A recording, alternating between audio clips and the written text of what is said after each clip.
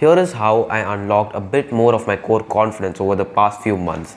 And honestly, the mainstream advice was pretty useless to me.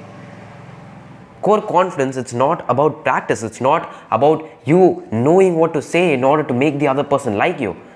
It's not about having social skills that will make people like you. It's not, I need to be more charismatic or else no one will like me.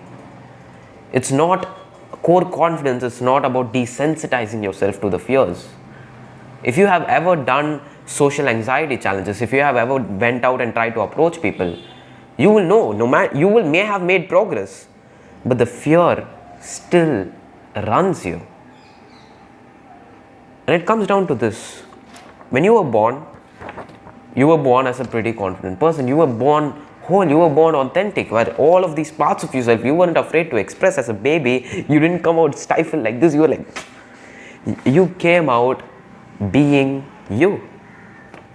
And how does a baby learn about what's right and what's not?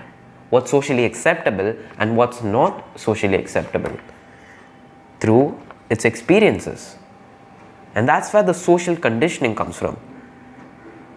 The social conditioning of people and others telling us what's right and what's not. And that just leads you to disown parts of yourself. And have parts of yourself that are acceptable and parts of you that are unacceptable. The social conditioning, the trauma. Oh my God, trauma. Trauma isn't just that your family got murdered or something. You have experienced trauma. And it's all about the perspective.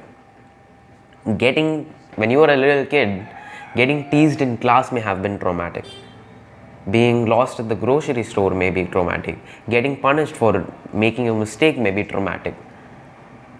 And all of this, all of your core childhood experience, it's what leads you to declare some parts of yourself, whether the emotional parts, the parts that engage in conflict, all of this, the parts that asserts boundaries as unacceptable, and some parts of you as acceptable.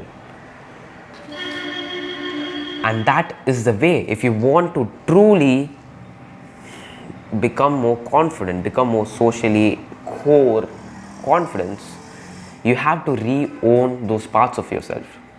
And re-owning those parts of yourself comes from facing that deep fears and not escaping from them, not desensitizing towards them, but allowing yourself to experience it, just diving and sinking into those fears and letting go of them.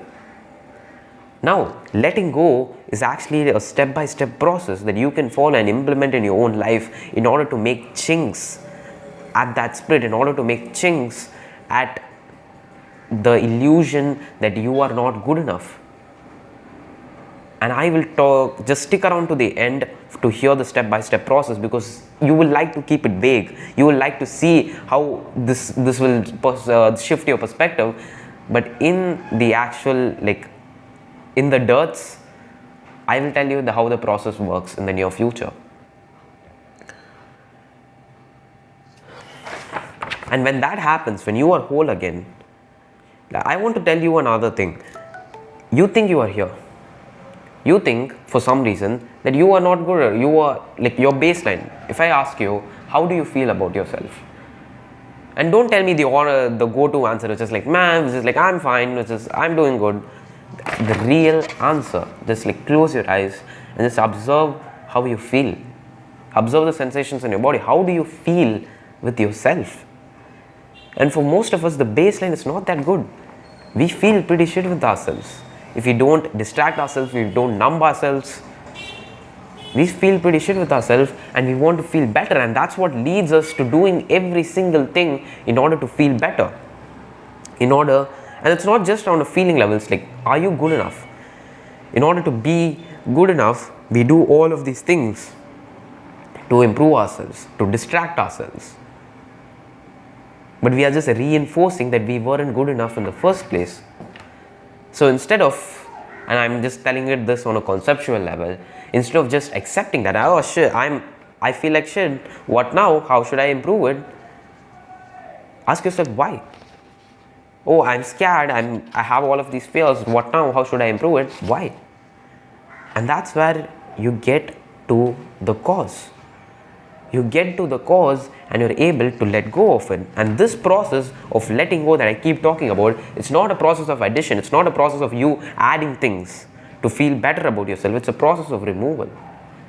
It's a process of removal of all the things that have convinced you are down here in order to unlock what's truly abundant. If you're abundant, if you already have, that's the 10 out of 10 baseline.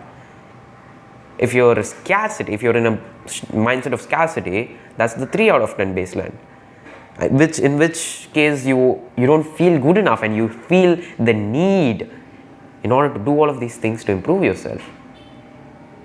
And don't think that when you improve when the baseline becomes better, when you actually cross out all the illusion of scarcity, you will suddenly become a monk. I mean, you may, but then it's not about the thing.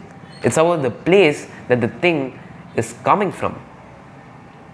Meaning, it's like, imagine if you had all the money in the world, would you still work?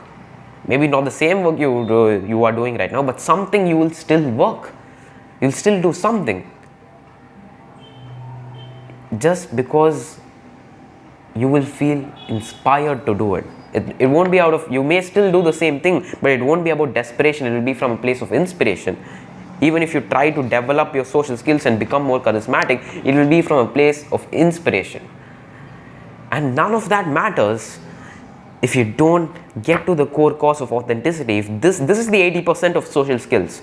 The 20%, okay, you can go and you can try to improve your skill of talking to people, but this is the core stuff.